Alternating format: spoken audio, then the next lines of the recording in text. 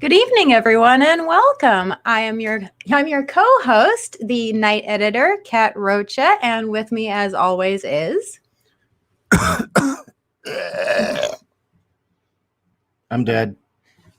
you got the Venetian flu, huh? Yeah, Venetian flu. Immune to coronavirus as an alien, but Venetian STDs not so much. Ugh. Hello, I'm J.Ishiro, Finney, author and alien in a human suit. And this is us reviewing, The Fair. and that is not as in carnival, but as in payment. Yes. This was a very interesting film that Ishii found one night while perusing Amazon Prime. Yeah, I have a tendency of watching just about anything that looks halfway decent independent sci-fi. And in this day and age, if you really want good sci-fi, the only way you're going to find it is to find an indie film, and even then, it's few and far between. And by the looks of it, to me, it appeared to be a low budget, very few sets type movie. Along the lines that we've seen with Cube and Infinity Chamber, and there's been a few others where the vast majority of the film is one set. And I would say this is one of the best ones we've ever seen. Yeah, I agree. And it really took it in a new direction. I mean, so many of them, it's trapped in a room. And, who knows where the room is, the cube, some bunker. 2 girls, 1 cup. 2 girls, 1 cup, an alien spaceship. Take your pick. But yeah, I had zero expectation. All I saw was that it involved a cab driver and an attractive woman, and it looked like alien abduction. I'm in. It wasn't any of that. No, it was something completely different. And in fact, I would go as far as to say this film, considering its budget and considering the subject matter, had no business looking or being this good. No, it didn't. I mean, one, it's budget. You can tell it's low budget, but it doesn't look low budget. It doesn't feel low budget. No, the acting's top notch. And the story had so many opportunities to be terrible and never fell for a single cliche. And the twist was one of those. I've watched it twice now. The twist is, now knowing what the twist is, every clue you need is given. But yet on that first viewing, I was completely blown away to find out what was really going on. That's good to say. And is this a film that you would say you can watch over and over again? Because I know some films, once the secret ending is revealed, it's like with M. Night Shyamalan, for me at least, where you watch it once, oh my God, you watch it a second time, oh, now I see. And then after that, it's like, I can't watch this ever again. Yeah, there are films where once you've seen it, it loses its punch. I think the best example for me is the film Pitch Black with Vin Diesel, directed by David Twohy. Yeah. And once you know that Riddick is going to save them and not sell them out, all tension's gone. Anything that had you on the edge of your seat in that film is gone, because he's going to rescue them at the end and not do the evil thing. Throughout the film, you don't know if he's really just going to ditch them or not, or if they're going to have to do something else. And it's a real shame, because that first viewing was a lot of fun. Yeah, I really enjoyed Pitch Black. Bleh, I can talk. Meanwhile, this film, upon second viewing, yeah, I got more out of it. The interactions, the dialogue was so sharp that it was still entertaining. It was still funny. And knowing the twist, you watch it that second time through an entirely different lens. And suddenly, a lot of what happens, a lot of the characters' motivations, you start to see that it was all right there in front of you. And it really changes the woman's performance in a lot of ways. Now, I'm looking forward to your on that because I have thoughts about that. So, in fact, that's one of the things I did not want to discuss with you before we hopped on the air because I wanted our discussion to be natural. By the way, everyone, I don't think I have to say this, but I always do, especially since this is an indie film. We are going to spoil the film. We'll try not to spoil it too bad, but we have to spoil it because most of you, I'm sure, have never even heard of this film. So first off, here's what we're going to do. There are going to be spoilers in this. But once we get to the twist, we will give you a warning and say, look, if you really want to get the full experience, turn the broadcast off, go watch the movie, come back. Yeah, come back. Either continue to listen to us or listen to it on the replay. Yeah. Trust me, you'll be glad you did. Second, it's free on Amazon Prime and probably on other services too. So it's not hard to find. And we're all indoors, so it's definitely worth 2 hours out of your day. Hell, I even put the link down in the description, so it'll take you straight to Amazon if you want to watch it. Oh, nice. So to give you a quick... Endless Nocturne, as I said, Amazon Prime, look in the description. And on IMDb, they've got 2 trailers for the film. I would suggest we try to play it, but I don't think we can share sound. So. No, we won't get any sound. Okay, so we won't be able to do that. But let's just do a very simple recap. The premise is a man who's a cab driver is trapped in what appears to be a time loop where he's repeating the same fare over and over and over again. He keeps finding himself driving down this dark desert road in the middle of the night, picking up a dispatch in the middle of nowhere, and driving this woman to a location not that far away, actually. And there's this incredible electrical storm in the distance. I believe they specifically said it's 20 minutes away. Yeah, 20 minutes away. And it's what? Oak and River? Oak Tree and what? River? Elm and River? Elm and River was the street. And so, yeah, you get this time loop. There's lots of, well, we can actually get into it now, shall we? Yes, we shall. The cab driver is kind of a, good guy, working schmuck, just doing his job. Funny, obviously feels kind of lost in his life. By the way, he's not driving a modern day cab. He's driving like one of those big old boat 1950s cabs, which I really like. It's that classic yellow cab look. And the desert itself, I mean, I know how they did it, but it seems like it was purposely shot to look really dark. Mm-hmm. That this is not day for night. They did some sort of effect. I think they did shoot it at sunset, but the effect they gave it, it looks dark. Well, it looked like they desaturated the hell out of it, and then I mean, it's starless too. Yeah, and then but there's also clouds. Yeah, there's the tons thunderstorm. of clouds. Yeah. But just some notes I've got here. So this man's doomed to drive down the same road over and over again. And he picks up this woman who's very attractive, very mysterious, very interesting. Well, wait. But before he picks her up, though.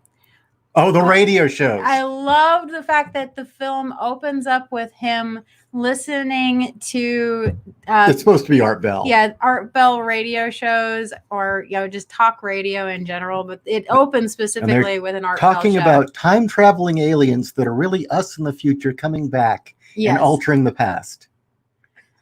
Yeah, and he's enjoying that show, and then it flips over to. Gotta ask, do you think that was a Repo Man reference? 1 second. Oh, you're dying now. Yeah, I'm dying. Oh, we're dying. I'm totally dying. Actually, no, it's just Arizona and the air is dry. The air is extremely dry. That I'm not used to it yet. I kind of wonder if that was a Repo Man UFOs reference. Are really time machines, and in them are people from the future. I mean, considering some other deep cut references that crop up, and we'll talk about them in a second. Yeah, it seemed like the writer had a real sense of, I mean, the writer put in a reference to True Romance. Yeah. So, obviously she had seen Repo Man, and that seemed like a Repo Man reference. I kind of wonder. And the fact that even the guy himself, it's funny. I mean, it's fucking hilarious. No, they're humans from the future are aliens. Well, then that becomes... Your grandma's an alien. That becomes a part of his discussion with his fair, where he talks about that. It's like, no, don't you see? But anyway, we'll get to that later because I don't want to spoil it quite yet. But anyway, but then one of the other shows is this bitchy feminist talking about how mythology's sexist and just another example of toxic masculinity. Yeah, and what I love is that she's got the different myths, specifically Helen of Troy, completely wrong, but it's that wrong that feminists love to do, where they just twist everything to fit their agendas. And it was hilarious that she's going on this crazy rant, and the cab driver's listening. Oh yeah, here we go. Next, he turns the channel. And I did a little bit of research into the filmmakers, and knowing that they went to USC Film School, and knowing their love of, the source material for this film, and I don't want to get into that.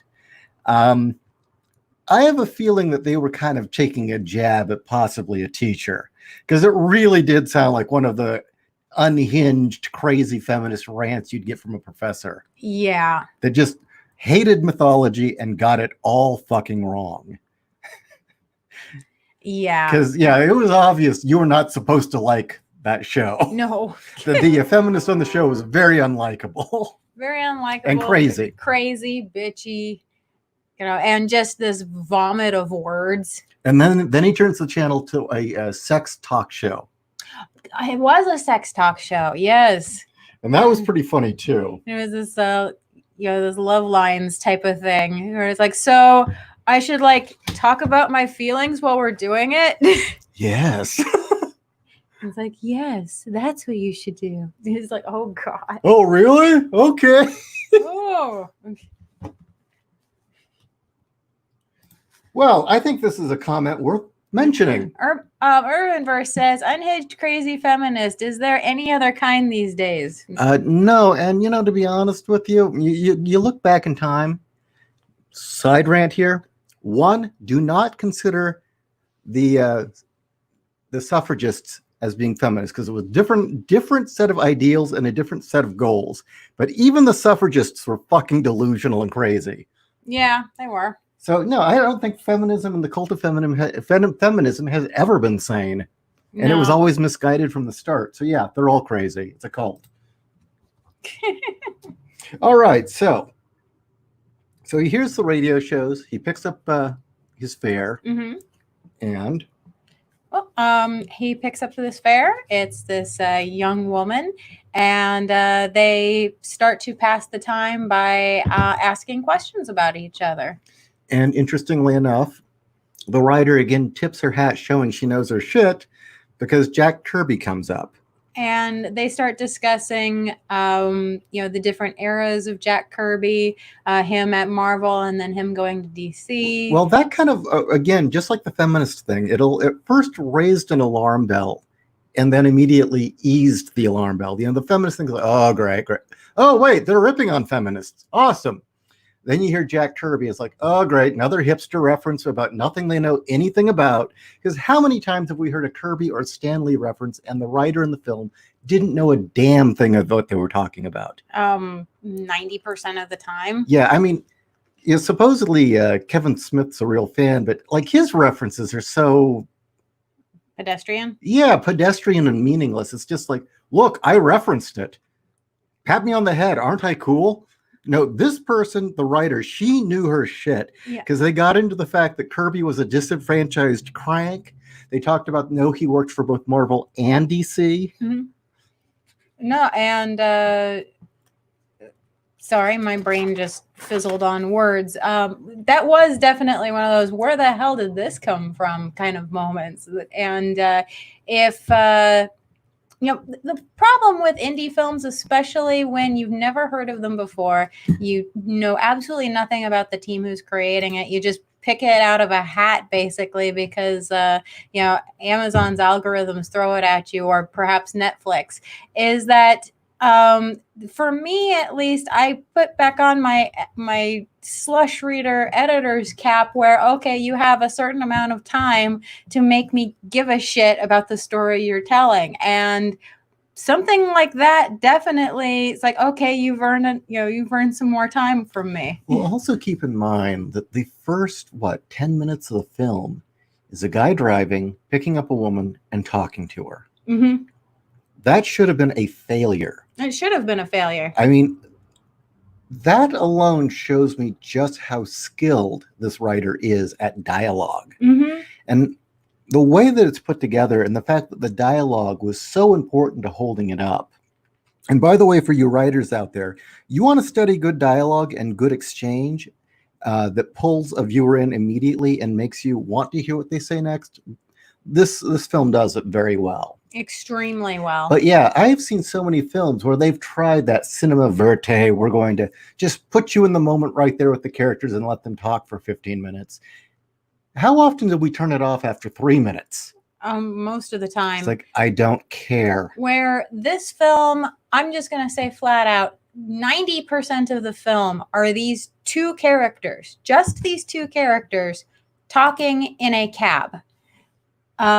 Sometimes it's one of the cab driver himself by himself. Sometimes it's him talking to his dispatcher on the radio, but 90% of the time it's just these 2 to 3 characters talking in the cab, and yet you are engaged 100% through the whole film. And 2 of the conversations are variations of the same conversation, but yet it's still interesting.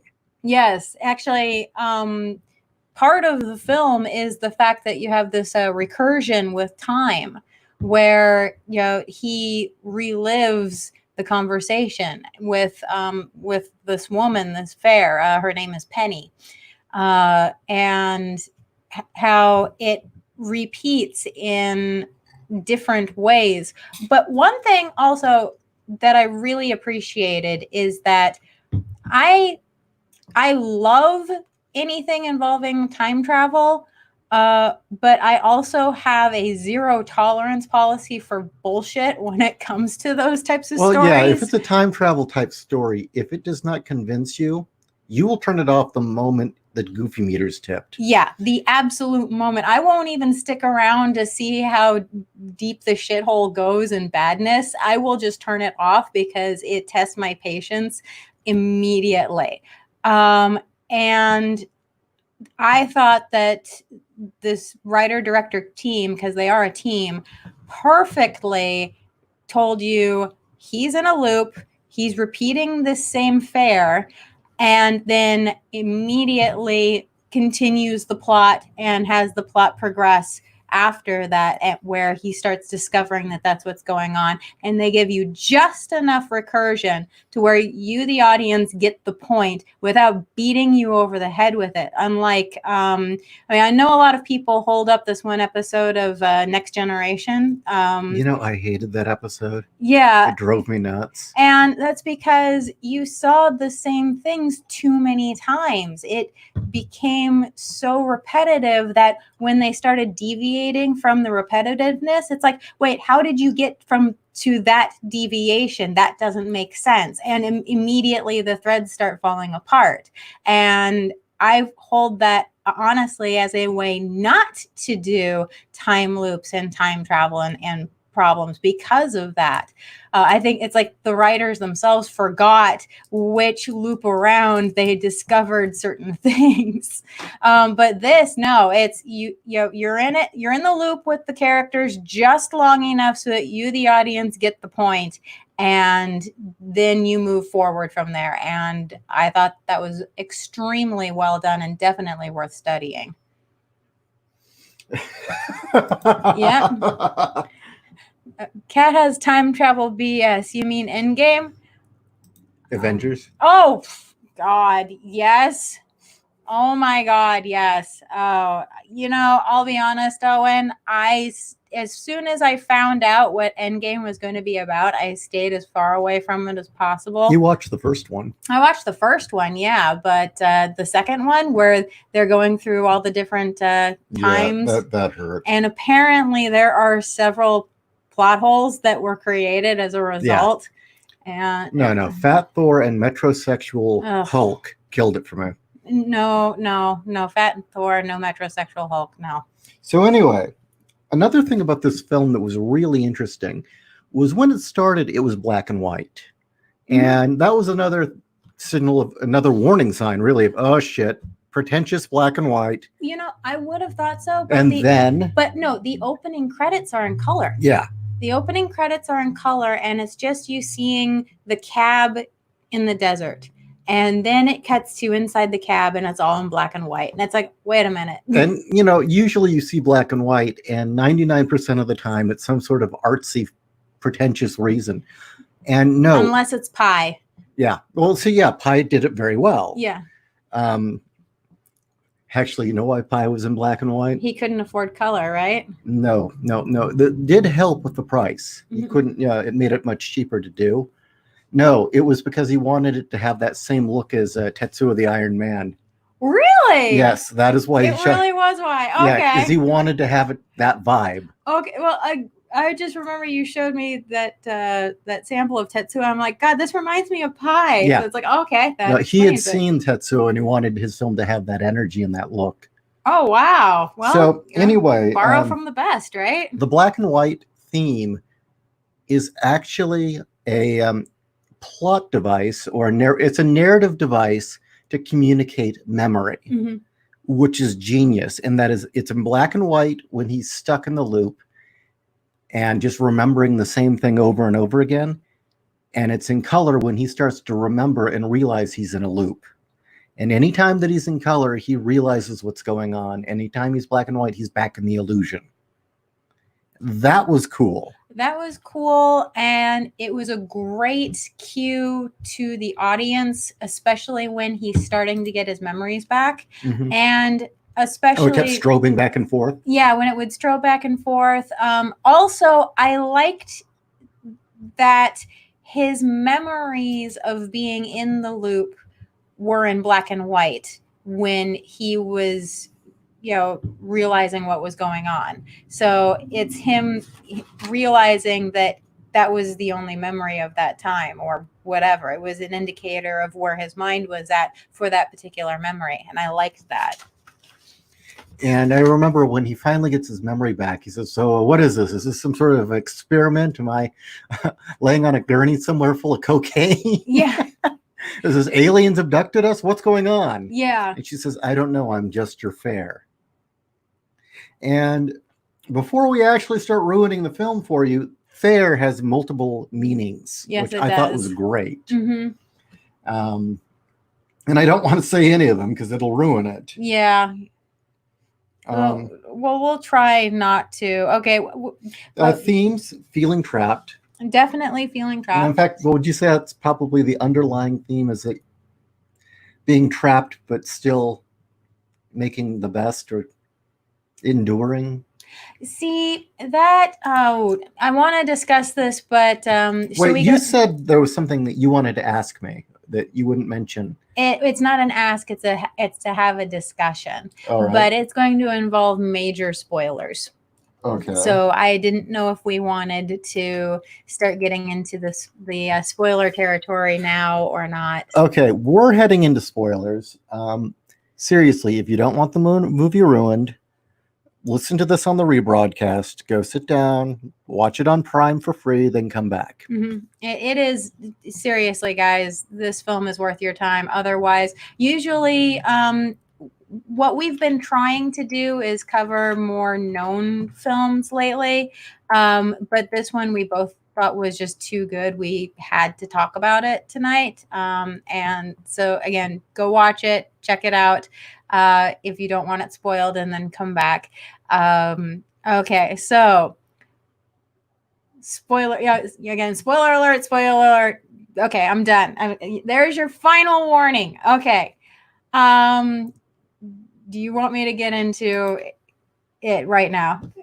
We're here. Okay, then. The clues are okay. By the way, one more time before the twist is revealed.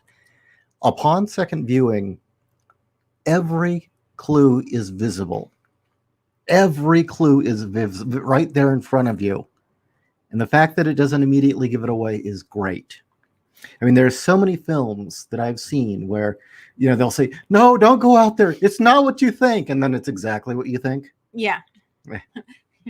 I mean, that one film that was really good, but with Melissa Joan Hart, and at the very end is exactly what you think. It's like, okay, never mind. Like, oh. It really is just a test. Please don't tell us that it's going to be this. Oh, it is. Okay.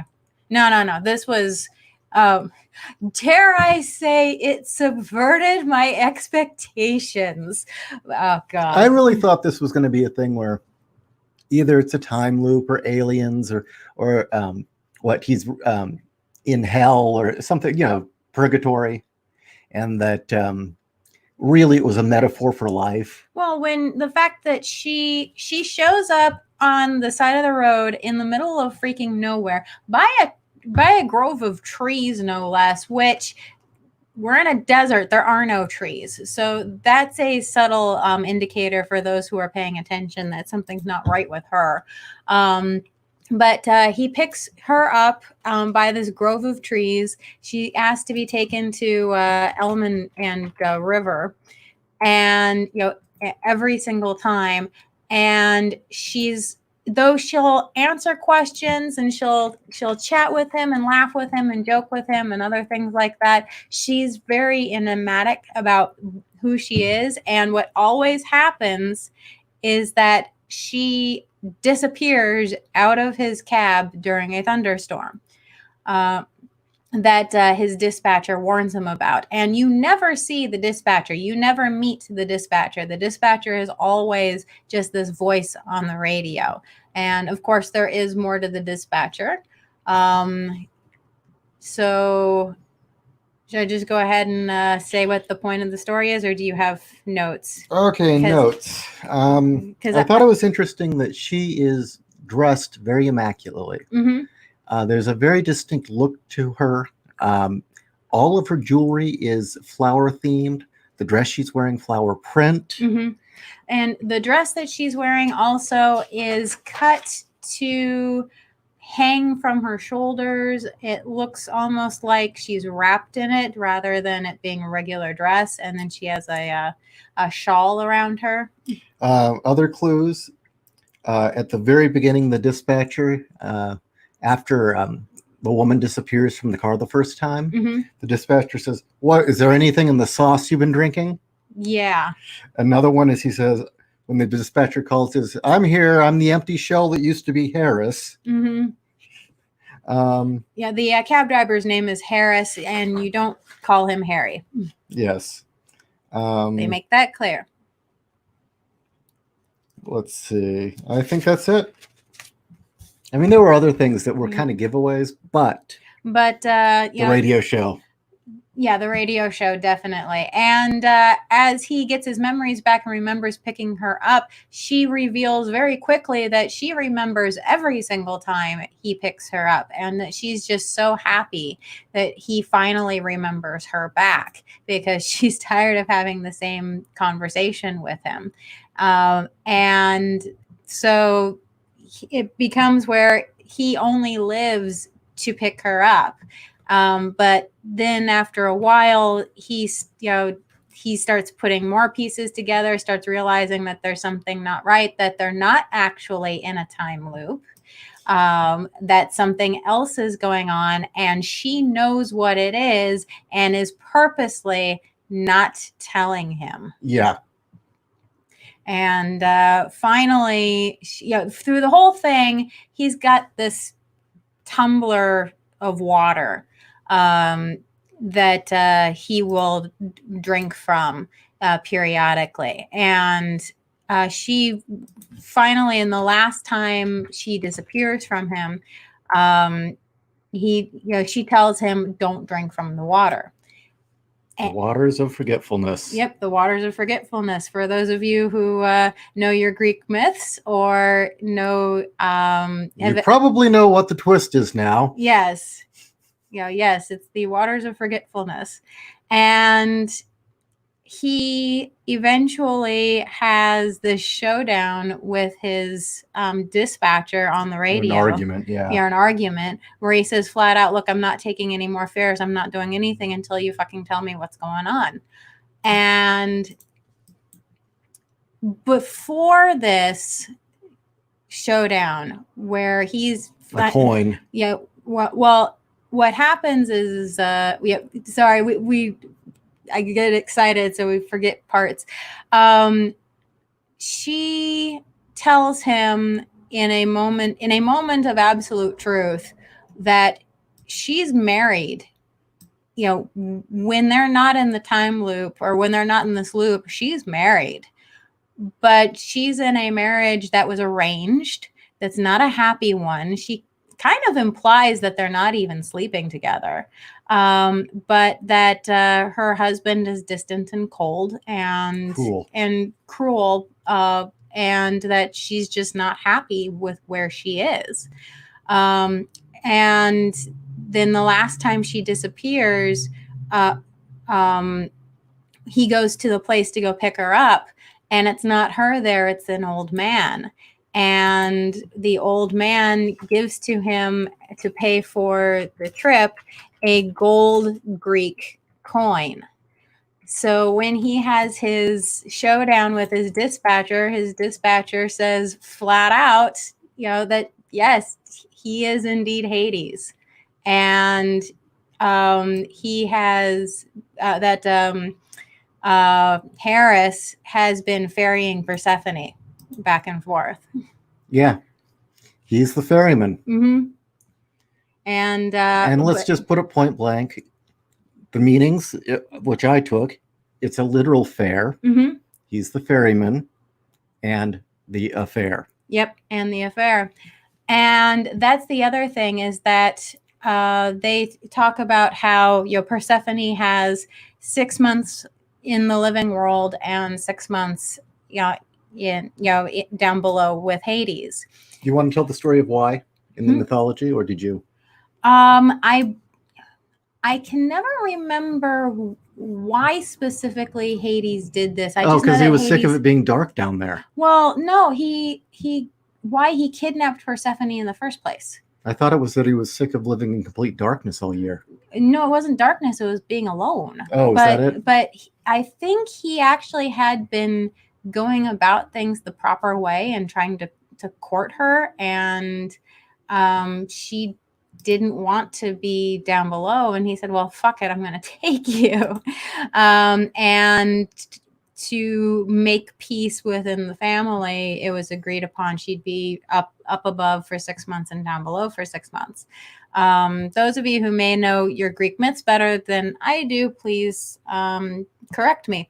But so in one of her trips where she was above for 6 months, she had met him in life, and they had fallen in love and had a relationship, but it ended badly. Well, Hades killed him. Well, Hades killed him after they broke up. They got into a fight. Mm-hmm. He came back wanting to make up. She was gone. She had already gone back, and then Hades killed him.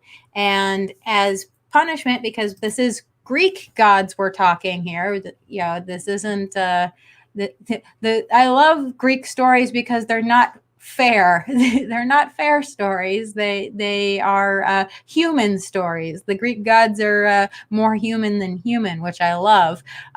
Hades said, well, you were fucking my wife, so you didn't know she was my wife, but you were fucking my wife, so you're now going to work for me. And your job is going to bring her back and forth. And in a way, in his mind, in his own way, it is kind of him being nice that they can be together for those 20 minutes for that trip.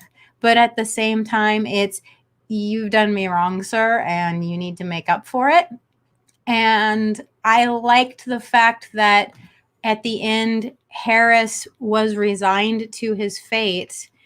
And actually didn't begrudge Hades. It really was a retelling of a Greek myth in a sense, and it really did have that Greek ending of tragedy, Yeah. or living through a tragedy and just accepting it. Yeah. Or that they talk about, was it Vega and Altar, the two stars where once a year they look as if they meet each other. But so it's and a lot of mythologies have this story of lovers once a year being able to meet each other. I know the not the Japanese, I'm sorry, the Chinese have the butterfly lovers. But so it's very Greek in that respect. Now we get to one point I had to make before we do. Okay. First off, Eloise has a question or comment. Okay. I don't know, man. This all seems complicated for no reason. Well, if it does, it's our fault. The film does not play that way. No, it doesn't. If we made it sound that way, it's because probably Kat and I are insanely obsessed with myth and fairy tales from all over the place. So we kind of go nuts when we see connections. Well, we also are breaking down the storytelling craft as well. So beyond the level of actually needing to beyond, yeah. Well, let's face it. Otherwise, it would be, this movie was so awesome. The other way I'd put it is there's one other nice tip of the hat of what to expect from this. And that's a scene when she's in the human world with Harris, and he's showing her his Sandman comic books. Yes. This thing plays like one of those vignettes out of Sandman where the gods are living modern lives. Yes. And it very much plays like that. Mm-hmm. It does, which again kind of shows their cred, the creator's cred. The Greek gods are a bunch of assholes. Yes, they are. I agree with you 100%. But I love the fact that they're all, all aspects of being human magnified. Every single one of them. I love it. Okay, so the topic. Okay.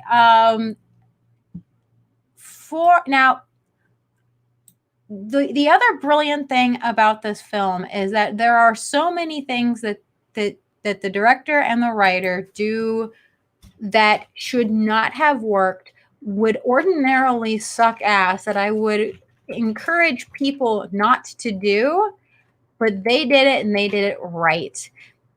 Right down to the fact that it's mostly two people in a cab talking for an hour and a half to 2 hours. They did it right.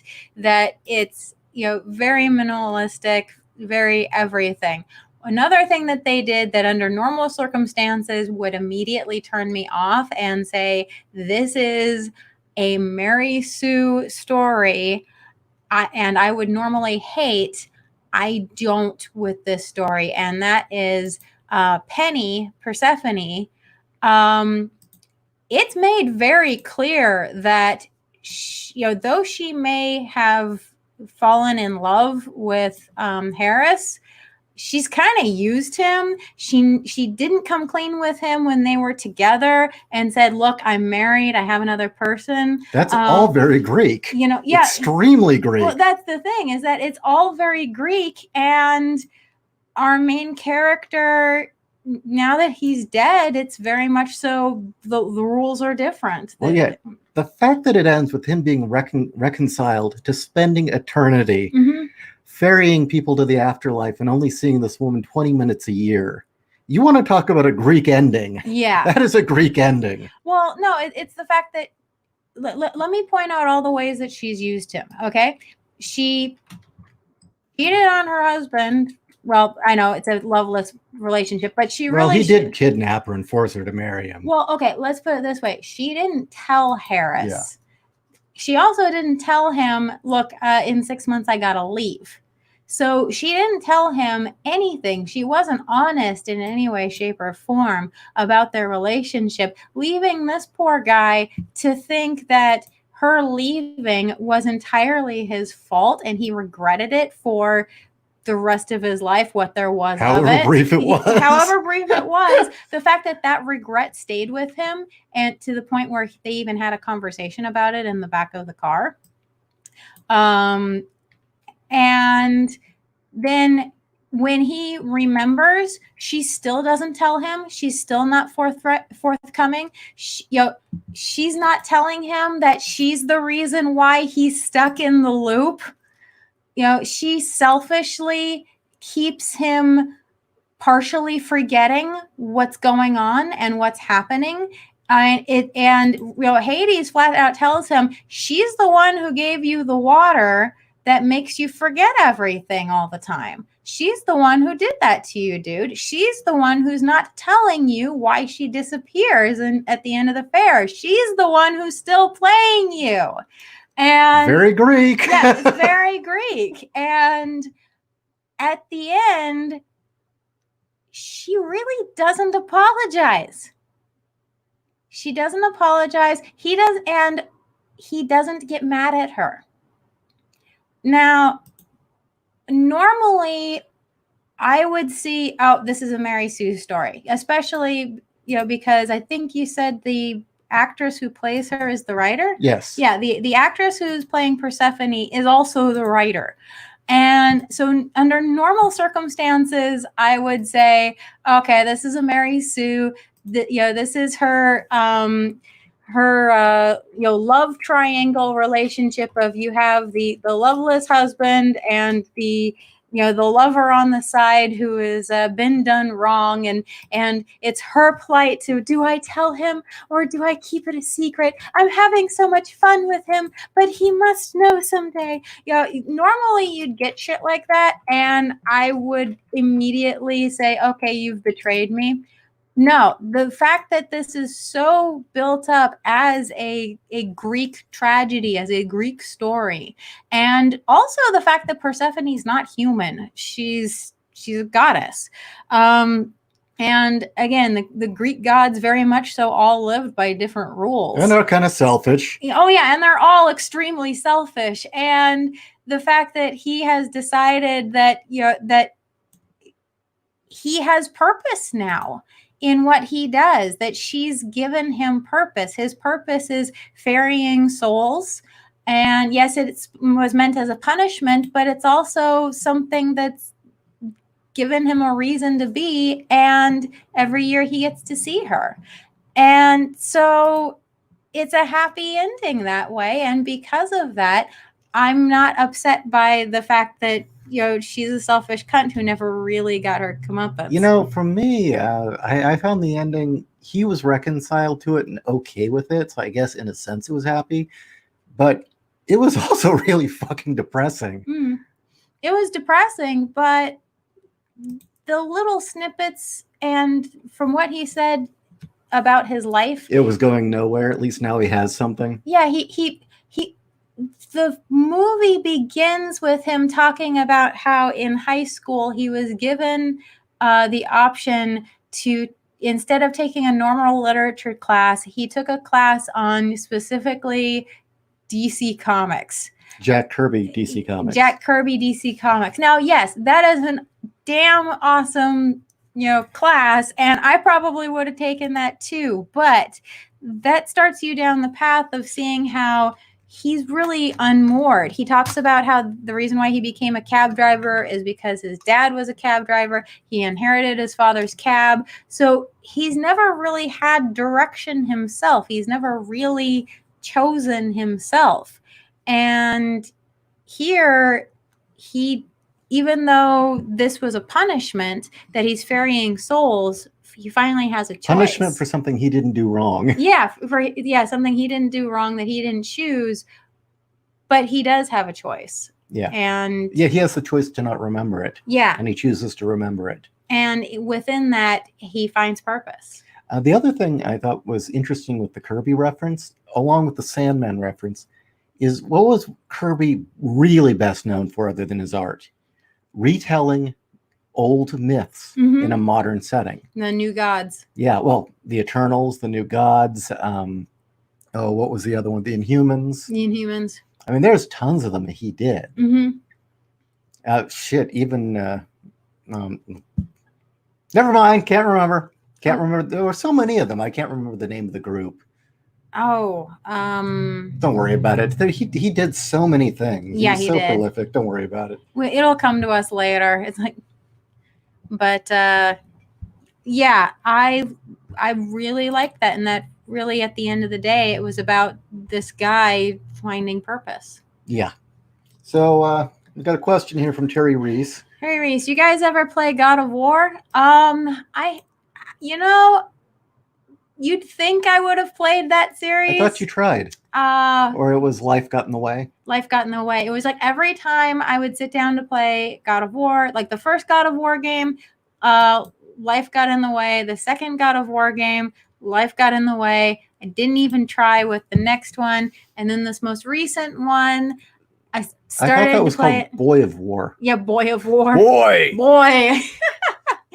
Yeah, this most recent one sat down and we had to move. So yeah. Now there's a plague. And now there's a plague, but I'm not playing that right now with the plague. You know, actually, now that there's a plague, you are gaming again, but you're playing that stupid Borderlands with the Hemo.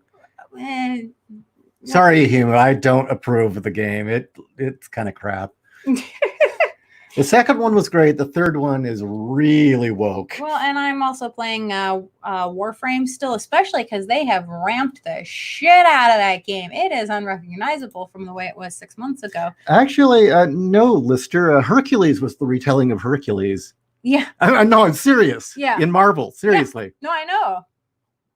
You know, you had Hercules, and you even got well, you can't copyright the Greek myth, so both Hercules exists in both the Marvel and DC. I think really when Captain America was created, it was his intention to try and embody all the best aspects of America, down to the fact that this, Superman of a peak human achievement started life as a weakling who the only thing he had going for him is a pure heart and the drive to do good. Mm-hmm. So I think that was really the metaphor with Captain America, but I'm no expert. No, I think so. I definitely think so. Yeah, the New Gods, incredible. Yes. I love the New Gods. Oh, well, you know me and Barda. Yes. She's your spirit guide. Yes, she is. She definitely is. All right. So really, I don't think we have much more to add. No. Other than we really enjoyed it. This film had no business being this good. No, it didn't. And I hope to see more from these two in the future. Totally. You said that they've got a second film? Yeah, it's a totally different film. Has nothing to do with this one. It's about a hitman who was born with the disorder where he can't feel pain. And he uses that ability as a hitman to his advantage. And yeah, I mean, it even shows him like getting tortured and laughing. And he's on some job, and out of nowhere, something happens to him, and now he can feel pain. And he's fucked. Didn't you say he's also played by Bullet Tooth Tony? No. The bad guy. Oh, the bad guy is. That's after him. Is Bullet Tooth Tony. Is Vinnie Jones. Nice. And there was another actor I really liked in that film as well, but that was the one that really stood out. Was Vinnie Jones awesome. Vinnie Jones is amazing. Elton, one question. Why we talk more about Greek myths but almost never about Roman myths? Well, that's because they're almost the same. Well, let's see. They're similar. I mean, they're the same myths, almost. I mean, there are a few differences in the characters other than names. Some of the characters have been merged or changed. Mm-hmm. But really, when you come down to it, the Romans took the Greek myths and gave it a different flavor. Yeah. They're less Greek and more Roman. Strangely enough, they're even more horny, maybe a little less gay. I'm being honest. No, I'm I'm not joking. I know. Also, the Romans did have one god that they created that's 100% their own. It is not borrowed in any way, shape, or form from the Greeks. And that is the god of premature ejaculation. They did not have him for a while, but he was coming soon. Well, you're kind of close. It's Janus, the god of comings and goings. Oh, hence the mask. Yeah. Yeah. Oh, yeah, because the play. Mm-hmm. Yeah. Okay. Yeah. Janus. I love Janus. Janus is actually my favorite Roman god. But yeah, you know, it is interesting because you're, I believe, in Brazil, so I don't know what it's like in Brazil. But the interesting thing was, in the early 80s, as a child in elementary school, it was all Roman. And somewhere along the line, it shifted to being all Greek, and we stopped talking about the Romans. And I'm not sure when that happened. I don't know either. Yeah, I think that was before your time. It was like, I don't know, might have been a leftover from the 70s, but it used to be they would always teach the Roman gods, not the Greek gods. Probably because the Roman gods are, in literature more. You could point them out at planets as well. Well, like how many people know what Nike is, So, Owen sounds like a modern telling of Samson from the Bible. Possible. I mean, the Bible definitely was one of the source material for Kirby. I mean, he nabbed from everything. Yeah, actually, there was a lot of Old Testament figures that he reinterpreted. Which makes sense. What Metron was Metatron, and there was Asmodeus, I believe. I'd have to go back through. I mean, again, I've got that book of all of Kirby's creations. Then there's, I can never remember, Kang the Conqueror, and I don't think that's biblical. No, but his ship, the Damocles. Oh, yeah. I mean, come on, anybody who knows what the Damocles. Well, anyone that's going to name their planet Apocalypse. Yeah, there you go. Let's see. I would love to see Kang the Conqueror as a film. It will never happen. Oh, is there a rights problem? No, I don't think you can. I don't think they can do it properly. Well, right now with woke Hollywood, they can't do anything properly, so I'm glad they're not touching it. Yeah, thank God. I mean, I'm just so glad that what was it? That we're not getting another Alita, because I fear that if they made another Alita film, Disney would shit on it and make it trash. Yeah. As much as I would love another Alita film, I don't trust Disney to make it. No. I mean, Cameron's got a lot of money, but I don't know if he has that much money. Elton, we do have some mythology here, but it was hard to track because the natives here didn't have any writing. I had heard that was part of why a lot was still a mystery. Well, I mean, Brazil's more than just the natives. I mean, you guys are a mix of Germans and Spaniard. God, there was a whole Portuguese. Yeah. So, I mean, in essence, there's also all of that to tie back as well, to tie into your culture. But I'm speaking from an outsider's perspective. You clearly know more than me. Leviathan was in one of the New Gods editions. Oh, that's cool. Yeah. Victoria, who is your favorite Greek god and goddess? Well, that's kind of a hard call. Oh, no, it isn't. Hermes. Hades. Hades, really? Yeah, Hades honestly is my favorite. I always felt like he got the raw deal. Yeah. Yeah. I really like the character of Hermes. I liked his Justice League portrayal too, by the way, on Unlimited. Yeah. That was hilarious. And then goddess, I mean, it's kind of hard not to like Athena. Yeah. I mean, brilliant and a warrior, that's pretty hot. That's pretty hot. She has she's proud. She has a fiery temper. Well, you said gods, but I'll throw one more in there. Okay, one more. Prometheus, but he's not a god. He's a titan, which is above the gods. And I actually always felt the story of Prometheus was kind of tragic but touching. I mean, in a sense, he was kind of a proto Odin or Christ figure in a lot of ways, that he gave sacrifice so that mankind could exist and have knowledge. And I mean, but Odin gave his eyes so mankind could read and have the knowledge of civilization. Christ gave his life so that we would have mercy and salvation. I mean, I like the idea that the gods killed all of humanity because they were flawed, and he created new humans that were better, and that it really pissed the gods off. and that what did he teach us barbecue, or we figured out he gave us fire, and we figured out and barbecue. we figured out barbecue, and then the gods were going to kill us, but the barbecue smelled good, and they decided we'll let them live as long as they give us barbecue. And I'm not shitting you. That really is the story. Oh, I know that's the story. That's something my mom and I have always giggled about. Me, it's Daedalus. I like Daedalus. Oh, yeah, the inventor. The inventor. You know, he created the labyrinth. He created the wings. He created... Well, there may have really been a Daedalus, that they just exaggerated his...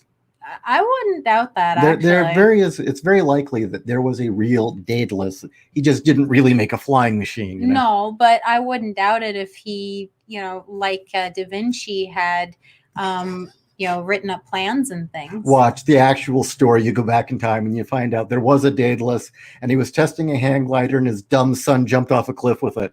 You know, I wouldn't doubt it. I really wouldn't doubt it. I really do think there was a Loki and Thor, and that it was just a family, and that they had the jock son that was the hero, and you had the smart son who really hated the fact that he wasn't getting attention and cut all of his brother's wife's hair off. I think that really happened. I think that happened and that too. Eventually, over time, the story became so infamous they became gods in myth. That's just my theory. And considering mistletoe is poisonous. Oh, yeah. Urban Verse. The other movie was called The Midnight Man from 2015, if anyone was curious. Also free on Prime. Oh, I'm going to have to go check that out. Thank you. Have you seen that, Urban? Okay. And see, is using the Bible a great way to get ideas for story structure, or at least cool monster ideas? Absolutely. I mean, I've said this time and again that even though I'm not a believer, I'm basically an atheist at heart. I really despise that hipster atheist attitude that dismisses Christianity, because, you know, all religions have issues, but one thing we should really realize is that Christianity is what made our culture possible. I mean, we would not have the concepts of the individual, the right to life, the right to salvation, all these ideas. This is not a universal truth. We developed this, and it came primarily from Christianity. And we got those from the stories of Christianity. They're the backbone of our culture, our myths, our symbols. And so, yeah, the Bible's probably the best place to start if you're going to start referencing. I mean, they're so universal. Cain and Abel, the story of the garden, obviously Christ's sacrifice. Well, Owen brought up Samson. And I use biblical metaphors constantly in my work. And it was kind of interesting is for a long time, you know, for a while I was an angry atheist, and that had a lot to do with growing up in a town where there was a really, really obnoxious born-again chapel or ministry in the community that made it their quest to harass the shit out of punks and goth kids anywhere they turned. And I'm serious. They had youth groups going around harassing us. Like that that film from the 80s where they're playing with He-Man action figures and saying how it's satanic. Oh, that was the group. That was the group. They showed those movies apparently in church. Shit. But so, you know, I definitely had my gripes, but I found myself in time, because I was also very well educated on the Bible. And I mean, I went to catechism and Sunday school, and my mom had nuns teaching us for catechism. So I had an extremely strong knowledge of the Bible. And as I wrote more and more, I realized I kept using Christian themes and Christian metaphors in my work. And I'm like, well, wait, I'm an atheist. Why am I doing this? And it took me a lot of time to think about it. And I realized just because I can't accept the miracle aspect doesn't mean that the metaphor and aspirational values that are presented aren't invaluable. And really, the aspirational values at its best in Christianity, that you can't go wrong there. Well, like as an example, the film Metropolis. Yeah, exactly. Where the machine turns into the demon Moloch, and you know, you're seeing like people and children being fed to it. Or when the labor union riots and starts destroying the city, and I like the fact that even though they're oppressed, them destroying civilization is not a good thing. Yeah. But do you remember suddenly out of nowhere, the 4 horsemen come out of the wall? Yeah. That was incredible. Mhm. If you guys haven't seen the latest restored cut of Metropolis by Fritz Lang, do it. Okay, let's see. What else? Amazing. Elton, you're not wrong. We do have a mythos that basically mix of many from Portuguese, Native, and African cultures. We even have a version of Catholicism that is fused with African culture. I'm total. We're not going to pronounce that. I'm sorry. I'm going to slaughter that word as an example. Oh, so is it kind of like Santeria? Might be. I mean, I can't answer that. That is not. You actually know more about that area, the mythology and lore, than I do.